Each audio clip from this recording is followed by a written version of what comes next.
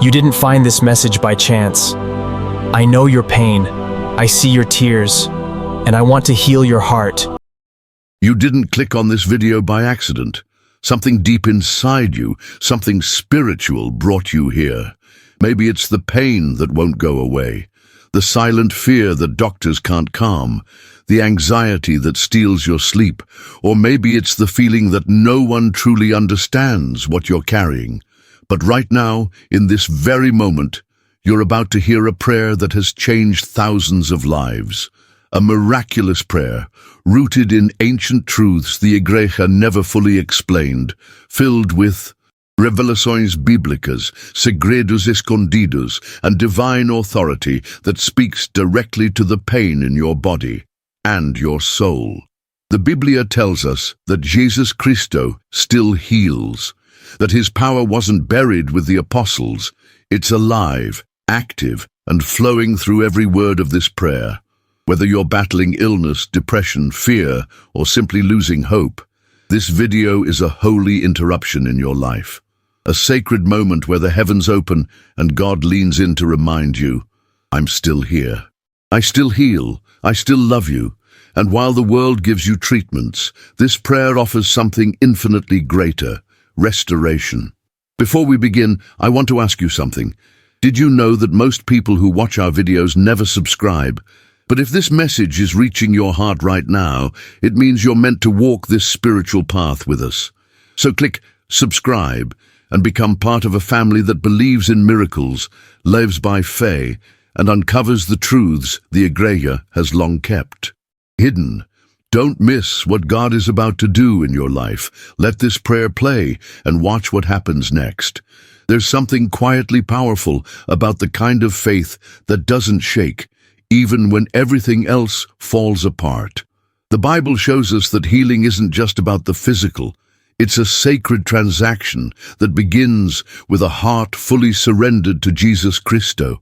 When someone truly believes that the same God who parted the Red Sea can also mend a broken body or calm a racing mind, that faith becomes a bridge between suffering and divine restoration.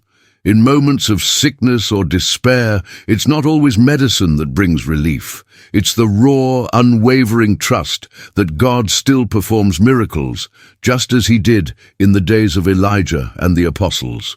Throughout the history of the Igreja, countless testimonies have emerged of people who were healed not through science, but through prayer. A whispered plea in the dead of night, a cry from the soul during fasting and communion, a verse repeated in desperation. These moments become sacred altars where the power of Deus descends. When someone bows in prayer, trusting that Jesus Cristo hears them, they tap into ancient truths hidden in the Misterios da Biblia. It's there, in those quiet encounters, that healing begins, not always instantly, but undeniably. The kind of healing that no medical chart can explain because it came not from earth but from heaven. This kind of faith defies the logic of the world and reveals segredos, bíblicos that many have forgotten. Modern Christianity sometimes buries these truths under doctrine or doubts, but the Doutrina Christa teaches us that the power of oração is real. Jesus himself, in the solitude of Gethsemane, showed us that healing begins with surrender. So when someone prays this miraculous prayer, believing it's not just words, but a channel to divine energy, they activate something the Igreja rarely explains, the truth that faith itself is a healing force. This prayer is not a ritual. It's a weapon. It's what the church may have forgotten to teach you, but what the Spirit still longs to reveal. There comes a moment in every believer's life when the pain is so deep, the night so long, that human comfort simply isn't enough. It's in these moments, when doctors have no answers, when friends fall silent, when even the Igreja feels far away, that the presence of Jesus Cristo becomes more than just a theological concept. He becomes a shelter, a divine refuge in the middle of emotional and physical storms. The Bible isn't silent about suffering, it's full of it. Job, David, Jeremiah. They all knew what it meant to collapse in tears and still whisper, "God, I trust you." That trust is the foundation of healing, not just for the body, but for the weary soul. Imagine being wrapped in the arms of an invisible Father who doesn't just hear your pain, but feels it with you. That's the promise hidden in segredos biblicos and truths the Iglesia often glosses over. Psalm 91 speaks of dwelling in the shadow of the Almighty. That's not poetry, it's prophecy. When anxiety breaks in like a flood, when loss knocks the wind out of you, the Spirit of God speaks, not through thunder or fire, but through peace. A peace that silences even the loudest fears. It's a kind of comfort the world can't offer and Satanas can't touch. A supernatural calm rooted in trust, not circumstances.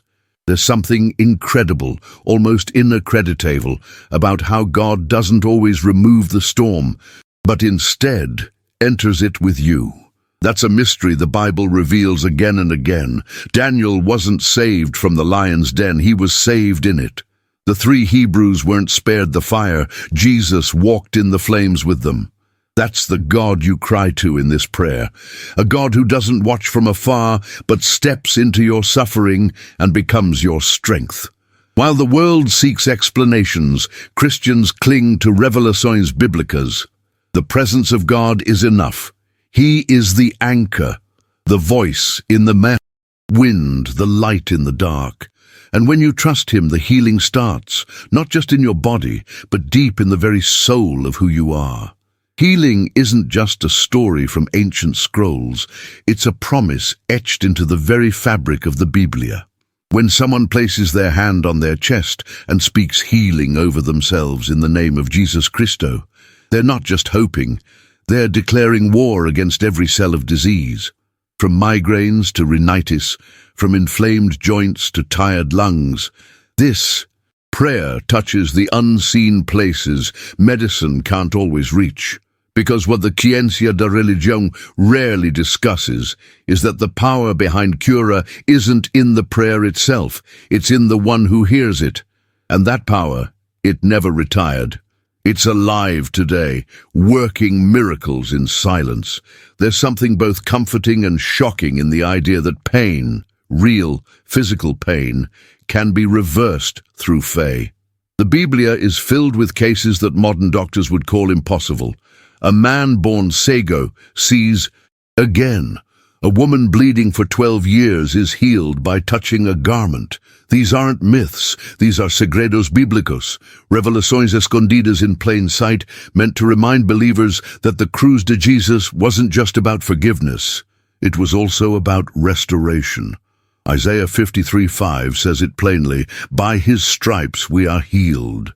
Not might be, not someday, are. And so in this very moment, as the listener hears this oração, something incredible begins to unfold. It's not always fireworks or instant relief. It's often subtle, like warmth spreading through the chest or a sudden shift in breathing. But it's real. It's a processo divino, where the Espírito Santo moves cell by cell, restoring what was broken. Every muscle ache, every imbalance, every shadow in the internal organs is being confronted by a force greater than science can explain. And that force is love. A love so fierce it dares to invade sickness and command. Be whole. This, my friend, is healing not taught in textbooks, but whispered in the secret places of communion and fe viva.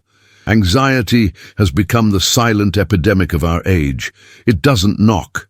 It storms in, uninvited, wrapping its fingers around the heart until it's hard to breathe. But the Biblia offers a different kind of breath, one that doesn't come from the lungs, but from the Espírito. Jesucristo, in John 14:27, left us something the world couldn't offer. My peace I give you. That peace is not the absence of chaos. It's divine stillness. In the middle of it, It's what Satan fears most, a believer who doesn't panic, a believer who prays even with shaking hands, who sings even with tears in their eyes, who knows that the presence of God drives out fear like light drives out shadows. For the one battling stress so heavy it keeps them up at night, this oraison is more than words. It's a key. A sacred key that unlocks a chamber of rest hidden deep within the soul. The Iglesia often teaches about sin and salvation, but what it rarely tells you is how Jesus also cares about your panic attacks, about your insomnia, about your overthinking. This is a truth censured by religion but confirmed in Scripture. God doesn't just want to save you from hell, He wants to rescue you from the mental torment you face today. Right now, that's what this moment of oraison is for. The power of this prayer isn't only in asking for healing, but in receiving peace. The kind of peace that calms heart palpitations, soothes overworked minds, and silences lies whispered by Satanas. It's not just about saying, "God, help me." It's about believing that help is already here. When someone prays these words and places their trust in the Misterios da Biblia, they're stepping into a sanctuary no storm can touch. And maybe, just maybe, for the first time in days, they'll breathe without fear. That's not imagination. That's the supernatural reality of Jesus Christo bringing communion between heaven and heart. There's a kind of weariness that goes beyond the physical. It's the kind that settles deep in the soul, where smiles are forced and joy feels like a distant memory. This prayer, in its soft urgency, reaches exactly there. Because the Biblia shows again and again that God doesn't just heal the body, He revives the crushed spirit. Psalm 34:18 says, "The Lord is close to the brokenhearted," and that's not metaphor, that's divine proximity. Jesus Christo didn't come just for the healthy and strong. He came for the tired, the overlooked, the ones who've silently whispered, "I can't do this anymore." This prayer becomes their voice when they've lost theirs. So many lie trapped in invisible battles. They go to Iglesia, they sing the hymns, but inside they're numb. They've lost the will to hope. And yet in these secret spaces of despair, that's where the Spirit whispers truths the religion forgot to preach. Revelações Bíblicas remind us that even when we stop reaching for God, He never stops reaching for us. Through this oraison, a supernatural exchange takes place. Sadness for joy, ashes for beauty, silence for a song. The enemy loves to convince believers that their depression is weakness, but what the Misterios da Biblia reveal is that those dark nights are often where the biggest resurrections begin. This isn't just about feeling better, it's about living again. That tired soul, that spirit buried under shame, disappointment and loss, it starts to rise, bit by bit. This isn't self-help or motivation. This is a divine operation, a sacred reset where Jesus Christo touches what no therapist or sermon could reach. For anyone who's felt like giving up, this is the moment where everything starts to shift. Because when God breathes new life into the spirit, even the heaviest darkness has no choice but to flee. That's not just hopeful, it's holy. And the person listening right now, they're already being restored in ways they can't even see yet. There are battles so brutal that even the strongest warriors grow weary. Chemotherapy, surgeries, diagnoses that sound like life sentences. These aren't just medical challenges, they're spiritual earthquakes. But the Biblia is filled with hope for the hopeless, with luz escondida for the darkest valleys. Jesus Christo didn't avoid the sick, He sought them out, and even today, He draws close to those walking through hospitals and treatment rooms, not with judgment, but with healing in His wings. This prayer becomes a lifeline, not to avoid suffering, but to endure it, with supernatural strength that defies all human logic. Some battles aren't meant to be fought alone, and this is where the Iglesia should shine brightest. Not in sermons, but in presence. For every person listening who's facing a terrifying diagnosis or enduring another round of painful procedures, know this: God sees you. And not only that, He honors your fight. The Doutrina Christa doesn't teach escapism. It teaches resurrection. And sometimes the miracle isn't the disease vanishing. Instantly, it's waking up each day with renewed courage, with joy in the midst of chemotherapy, with peace in the operating room. These are revelações bíblicas few preach about, but many live in silence. The enemy wants you to believe it's over, that the pain has the final word. But the Cruz de Jesus says otherwise. It says there's purpose in the pain and victory even in weakness. When you pray this prayer, you're not begging for mercy. You're invoking power. Power that flows from a God who knows suffering firsthand. Power that sees beyond lab results and speaks life into lifeless places. This isn't false hope. It's truth wrapped in divine mystery. The kind of truth the Iglesia often forgets, but the Espíritu Santo never stops delivering. And while the body may tremble, the soul begins to stand tall again, one whispered prayer at a time. Sometimes the heaviest burden isn't our own pain. It's watching someone we love suffer, a parent, a child, a spouse. And in those moments, prayer becomes a cry not just from the heart but from the soul. The Biblia is full of intercessors, Moses pleading for his people, the friends who tore through a roof just to bring a man to Jesus Christo, Abraham standing in the gap for a broken city. These weren't passive believers, they were warriors, and that same spirit rises in the hearts of those who now whisper names into this prayer, asking for healing they can't provide, but deeply believe God can. When someone prays for a loved one, it activates something sacred. The Iglesia may teach us to pray for ourselves, but what they often forget to emphasize is the explosive power of oração intercessora. Because when you cry out for someone else, the heavens don't just listen, they move. The Misterios da Biblia show that God honors unselfish faith. Just as Jesus responded to the faith of those who brought the paralyzed man, He still responds today to mothers praying over sick children, to siblings believing for a miracle, to spouses begging for strength to stay by their partner's side. These moments of prayer aren't just emotional, they're spiritual warfare. You're standing between sickness and healing, between fear and faith, between what the doctors say and what the Espíritu Santo declares. And while it may feel helpless to watch someone suffer, this prayer becomes your weapon, a sacred offering laid at the feet of Jesus Christo.